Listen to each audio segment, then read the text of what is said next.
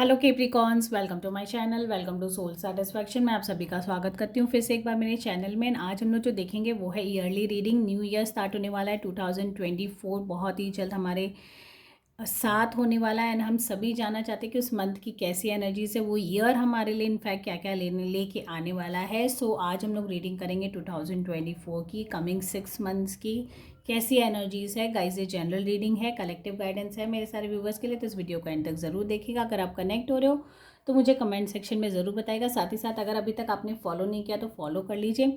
सो आज हम लोग जो देखने वाले हैं वो है रिलेशनशिप रीडिंग। तो अपकमिंग 6 मंथ्स आपके रिलेशनशिप में क्या क्या चेंजेस, क्या क्या मूवमेंट होने वाला है, अगर आप ऑलरेडी रिलेशनशिप में हो, एंड नेक्स्ट अगर आप सेपरेटेड हो, नो कॉन्टैक्ट सिचुएशन है, तो कैसा है, कौन सा मंथ आपके लिए कोई अच्छा पॉजिटिव रिजल्ट लाने वाला है। एंड लास्टली अगर आप सिंगल हो तो कोई न्यू अपॉर्चुनिटी इस ईयर आपके सामने आने वाली है रिलेशनशिप को लेके, कमिटमेंट्स को लेके। तो ये सारी चीज़ें हम लोग चेक करेंगे कि इस 6 मंथ्स, कमिंग 6 मंथ्स में डिवाइन हमें क्या मैसेज देना चाहते हैं। तो जल्दी से अपने डिवाइनल एनर्जी से कनेक्ट हो जाइए।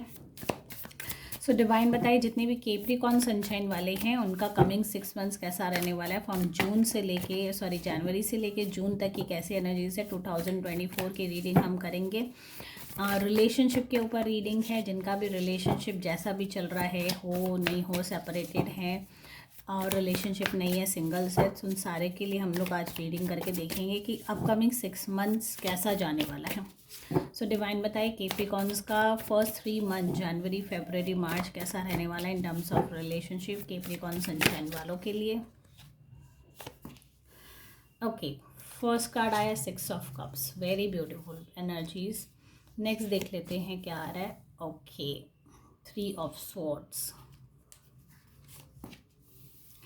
एंड जो थर्ड मंथ की एनर्जीज है वो है night of watts. Okay, so guys यहाँ जो मैं देख पा रही हूँ जनवरी मंथ में आपका कोई पास्ट रिलेशनशिप आपके सामने आने वाला है। यहाँ जितने भी लोग सेपरेटेड है, ब्रेकअप हो रखा है, या अगर रिलेशनशिप में नहीं है तो कोई ओल्ड फ्रेंड आपके लिए कनेक्टेड फील कर सकता है इस ईयर, नए ईयर में। इनफैक्ट जनवरी में ही उनकी तरफ से आपको कुछ ना कुछ मूवमेंट्स देखने मिलेंगी, या ये हो सकता है कि दिसंबर में ही वो कुछ कोशिश करें आपसे कनेक्ट होने की।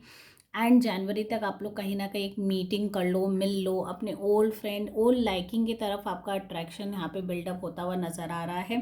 सो January month can be very fruitful. अगर जिनका भी रिलेशनशिप नहीं है तो उनके लिए काफ़ी अच्छा रहने वाला है ये जनवरी मंथ में भी। किसी ओल्ड लाइकिंग या ओल्ड पर्सन मैं नहीं कहूँगी कि ओल्ड रिलेशनशिप में आप फिर से जा सकते हो, अपने पुराने रिश्तों में फिर से कमिटमेंट आप ला सकते हो। एक मीटिंग हो सकती है क्योंकि दोनों तरफ एक अफेक्शन है, एक लाइकिंग है, and after a certain period of time वो फिर डेवलप्ड होना शुरू होता है एंड उसको फिर आप एक कंक्लूजन पे ले जा सकते हो। तो which is a very good month मैं कह सकती हूँ। जनवरी मंथ एक opening 2024 could be very good for you, may be very helpful for you in terms of building new relationship. तो ये बहुत अच्छा एनर्जीज मुझे दिख रहा है। साथ ही साथ फेब्रवरी की अगर यहाँ बात करें तो 3 ऑफ स्वॉर्ड्स की एनर्जीज है। तो केप्रिकॉन्स अगर आपका रिलेशनशिप चल रहा है तो वेरी श्योर कि आपके पार्टनर कहीं और इन्वॉल्व नहीं हो रहे, कहीं और उनका इंटरेस्ट लाइकिंग बिल्डअप नहीं हो रहा हो। बिकॉज यहाँ मुझे कहीं ना कहीं हार्ट ब्रेक की एनर्जीज नज़र आ रही है, या आपको अगर लग भी रहा है कि हाँ मेरा पार्टनर मुझे लाइक कर रहा है, नॉल कमिटमेंट, तो यहाँ थोड़ा सा सिक्योर, थोड़े से ऑब्जर्वेशन की आपको ज़रूरत है। एकदम कैजुअली अपनी रिलेशनशिप को मत छोड़ दीजिएगा ताकि आपको बाद में रिग्रेट करना पड़े कि मैंने बहुत कैजुअल लिया एंड ही और she is involve in something and और सम आर रिलेशनशिप।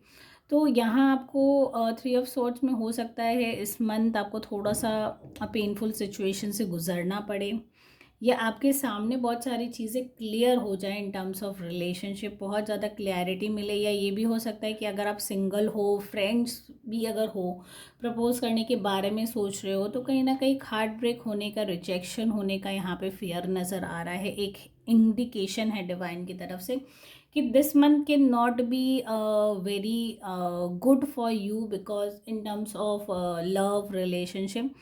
तो अपने डिसीजन जो भी है अगर आप पोस्टपोन कर सको, थोड़ा टाइम वेट करो, एनालाइज करो अपने रिलेशनशिप को, अपने फ्रेंडशिप को, या अगर आप बहुत ज़्यादा इम्पल्सिव हो के ऐसा डिसीजन ना ले लो जहाँ कि आपको मतलब डिसहार्टेंड होना पड़े। तो ठीक है, बी कॉशियस बिकॉज फेब्रवरी है, लव मंथ है, definitely we all want a relationship जो कि लॉन्ग लास्टिंग हो, तो यहाँ पे आपको केयर करना ज़रूरत है, केयर की ज़रूरत है इनफैक्ट में। एंड यहाँ थर्ड कार्ड जो आता है मार्च मंथ का, इट्स नाइट ऑफ वैंड्स, मतलब काफ़ी आप इस रिलेशनशिप में अगर आप हो तो काफ़ी ज़्यादा एंथुसियाज़म होने वाला है, पैशनेट होने वाला है, एक इंजॉयबल मंथ रह सकता है रिलेशनशिप वालों के लिए खास करके। एंड यहाँ मैं ये भी बता दूँ कि अगर आपका रिलेशनशिप नहीं भी है तो somebody is very energetic, beautiful, young energy है, आपसे कनेक्ट हो सकती है, एंड दैट टू वो भी पर्सन इक्वली इंटरेस्टेड हो सकता है आपके साथ रिलेशनशिप में आने के लिए, बिकॉज नाइट ऑफ वैन से तो कहीं ना कहीं पर्सनैलिटी इंडिकेट करता है, या आप खुद की आपकी पर्सनैलिटी ऐसी हो सकती है कि आप बहुत ही जॉली, बहुत ही मतलब पैशनेटली अपने काम करने वालों में से हो, एंड सब चीज़ मतलब फटाफट करने का, एक्शन ओरिएंटेड मैं कह सकती हूँ वैसा पर्सन है। तो यहाँ आप ऐसा कोई एक्शन ले सकते हो इस मंथ अपने रिलेशनशिप को और भी ज़्यादा इम्प्रोवाइज़ करने के लिए, या कमिटमेंट की तरफ बढ़ने के लिए, या कहीं ना कहीं एक्सेप्टेंस में रिलेशनशिप को लाने के लिए। तो बहुत सारी चीज़ें हैं, एंड अगर आप ऐसे नहीं हो तो इनफैक्ट आपके पार्टनर की यहाँ पे हो सकता है कि इन्वॉल्वमेंट हो, कहीं ना कहीं उनकी एट्रीब्यूट्स, उनके एनर्जीज इस कार्ड से मैच होते हो, तो वो काफ़ी इस मंथ बहुत ज़्यादा जॉलियस मैं कह सकती हूँ, बहुत ज़्यादा एक्शन ओरिएंटेड, बहुत ज़्यादा पैशनेट रह सकते हैं, अपने जॉयफुल एक मंथ मैं कह सकती हूँ कि हाँ, एक जॉयफुल टाइम आप अपने पार्टनर के संग स्पेंड कर सकते हो इस मंथ। नेक्स्ट हम लोग देख लेते हैं अप्रैल से लेके जून तक की कैसी एनर्जीज है, डिवाइन बताइए। जितने भी कैप्रिकॉर्न सनशाइन वाले हैं उनका अप्रैल मई जून कैसा जाने वाला है in terms of relationship. Capricorns वालों के लिए अप्रैल मई जून कैसा रहने वाला है in terms of relationship, any kind of relationship में क्या क्या चेंजेस आप फील कर सकते हो। ओके, सो अगर आप इस कार्ड की एनर्जीज देखो, 8 ऑफ स्वॉर्ड्स की एनर्जीज है for the month of April, then 8 of pentacles की एनर्जीज है, एंड 5 ऑफ कप्स। तो इमोशनली आप थोड़े से वीक नज़र आ रहे हो मुझे इस मंथ, थोड़ा सा मुझे लग रहा है अपकमिंग मंथ्स। अगर मैं रिलेशनशिप की बात करूँ तो पास्ट अगर किसी का ब्रेकअप हो रखा है, सेपरेशन है, तो बहुत ज़्यादा मेंटल स्ट्रेसफुल रह सकता है ये मंथ। अप्रैल मंथ आपके लिए स्ट्रेसफुल जा सकता है, एंड ये भी मुझे लगता है अगर आप रिलेशनशिप में होने के बावजूद भी कहीं ना कहीं आपको लगता है कि you are not comfortable in that zone, ठीक है, वो रिलेशनशिप में वो कंफर्ट, वो लव, वो केयर, वो रेस्पेक्ट थोड़ा सा मिसिंग है, तो आपको कहीं ना कहीं लगता है कि मैं इस रिश्ते में कहीं स्टक तो नहीं हूँ। तो ये मंथ मुझे लगता है वो इंक्लिनेशन, अपने सेल्फ वर्क पे काम करने की आपको ज़रूरत है, अपने सेल्फ एनालाइज आप करिए अपने थॉट्स को। ये भी हो सकता है कि बहुत ज़्यादा आपको स्टक भी महसूस होता है किसी रिलेशनशिप में, या पास्ट कोई ऐसा मेमोरी रहा हो इन टर्म्स ऑफ रिलेशनशिप जो आपको बार बार मतलब एट दी लोअर एंड आपको अपने लोअर सेल्फ से कनेक्ट करता हो। तो ये मन थोड़ा सा आपके लिए हो सकता है कि स्ट्रेसफुल रह सकता है। तो ट्राई करिए आप किसी ऐसी चीज़ों में इंगेज रहिए जहाँ से आपको पॉजिटिविटी मिले, जहाँ से आपको क्लैरिटी मिले, या जहाँ से आपका मन डाइवर्ट हो सके। Because Capricorns may be for the month of April I think you will be more stress than other months. तो यहाँ आपको अपने पुराने थॉट्स ही, आपकी जो ओल्डर मेमोरीज है वही आपका माइंड कैप्चर करके रखेंगी। कंटिन्यूसली हो सकता है कि उस चीज़ से आप बाहर आना चाह रहे हो, लेकिन फॉर सम रीज़न आप खुद पे मतलब आप उतना एफर्ट्स डाल के बाहर नहीं आ पा रहे हो। तो मेक श्योर कि आप वैसे सारी चीज़ों में इंडल्ज ना हो। अगर एक्सेसिव ओवर थिंकिंग हो रही है तो try to calm yourself, divert yourself, meditate, या मतलब कुछ भी ऐसा करिए जिससे आपको कंफर्ट जोन महसूस हो एंड आप डाइवर्टेड हो सारे सिचुएशन से, ठीक है। नेक्स्ट ही अगर हम लोग बात करें मे मंथ की, तो 8 ऑफ पेंटिकल्स है। If you are single we will enjoying everything in life, ठीक है।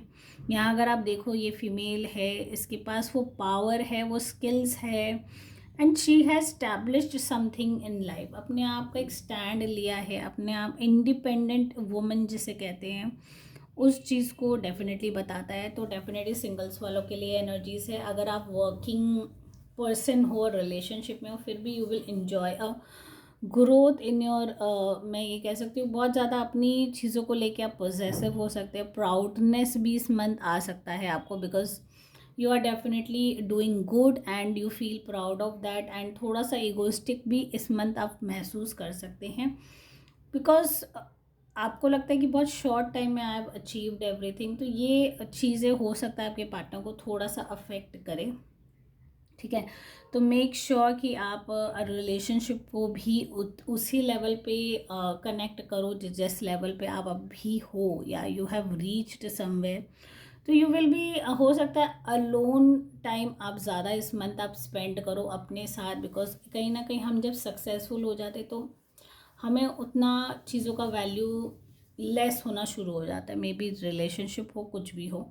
तो यहाँ ये हो सकता है कि इस month may be you will spend more time with your self, your मतलब पैम्परिंग करना, अपने आप को एनालाइज करना, या अपने सक्सेस को इंडिपेंडेंटली इंजॉय करना। तो यहाँ एक चीज़ ये हो रही है कि you are getting detach from your partner, ठीक है। सिंगल्स हो देन नो इशू, बट अगर आप रिलेशनशिप में हो, या ये हो सकता है किसी को आपको प्रूव करना हो, तो कैन बी, ये हो सकता है कि कैन बी एक प्राउडीनेस वाला एटीट्यूड आपका दिख सकता है इस मंथ, तो मेक श्योर कि ऐसा फील ना कराएं आप अपने पार्टनर को, ठीक है। लास्ट ईयर अगर जून मंथ की बात किया जाए तो 5 ऑफ कप्स है, अगेन रिलेशनशिप इश्यूज, मुझे लगता है जितने भी कैप्रिकॉर्न्स है, अगर ब्रेकअप हो रखा है, रिलेशनशिप नहीं वर्कआउट हो रहा है, तो will be more drained in this month, ठीक है। कम्युनिकेशन गैप जो हो गया आप लोग दोनों के बीच में, बातें जो बंद हो गई है, which is draining you from with in, मतलब अंदर से बाहर से आप हो सकता है कि एकदम कूल काम कंपोज रहो, नॉर्मल सिचुएशन हो, बट कहीं ना कहीं अंदर आपको वो सारी चीज़ें अफेक्ट कर रही हैं, एंड कहीं ना कहीं आप अपने खुद पे मतलब आपका कंट्रोल नहीं हो सकता है, या ये हो सकता है बहुत ज़्यादा अलोन टाइम आपको स्पेंड करने को चाहिए, या ये हो सकता है mostly you are spending your time all alone, अकेले रहना आपको पसंद हो। तो ये सारी एनर्जीज दिखती कि जून मन में जो जो भी रिलेशनशिप चैलेंजेस, अगर आप यहाँ देखो डेफिनेटली कैप्रिकॉर्न्स के लाइफ में रिलेशनशिप चैलेंजेस नज़र आ रही, हार्ट ब्रेक है, मतलब काफ़ी इमोशनल ट्रॉमा से भी आप गुजर सकते हो, कहीं ना कहीं मेंटल स्ट्रेस की भी इंडिकेशन मुझे दिख रही है। तो try to look the brighter side of relationship, ताकि आप थोड़ा इम्प्रोवाइज कर सको, because this is not the light last option in life, ठीक है।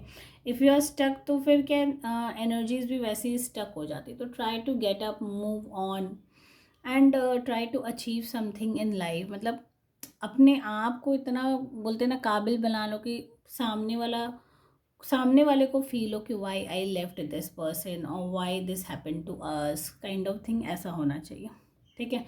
सो गाइस, अगर आप इस रीडिंग से कनेक्ट हो रहे हो, 6 मंथ्स की एनर्जी से अपने रिलेशनशिप को कनेक्ट कर पा रहे हो, तो मुझे कमेंट सेक्शन में ज़रूर बताइएगा। साथ ही साथ अगर अभी तक फॉलो नहीं किया तो फॉलो कर लीजिए, and thank you guys for watching my video, and a very happy new year to you all. Take care, bye bye.